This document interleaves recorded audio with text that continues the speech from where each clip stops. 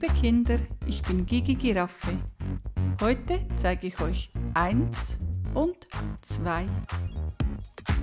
Eine Sonne, 1, 2 Wolken, ein Vogel, 1, 2 Tannen, ein Schneewittchen, 1, 2 Zwerge, ein Weihnachtsmann, 1, 2 Esel.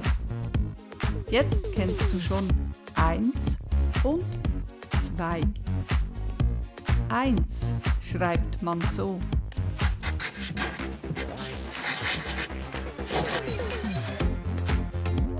2 schreibt man so.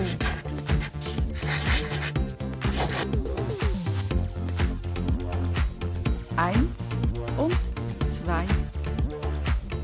Eine Sonne, 1, 2 Wolken, ein Vogel, 1, 2 Tannen, ein Schneewittchen, 1, 2 Zwerge, ein Weihnachtsmann, 1, 2 Esel. Jetzt kennst du schon 1 und 2. Bravo, gut gemacht. Ihr seid so schlau. Abonniere den Kanal. Es gibt noch viele Zahlen, die ich dir zeigen werde. Bis bald. Flip, flop.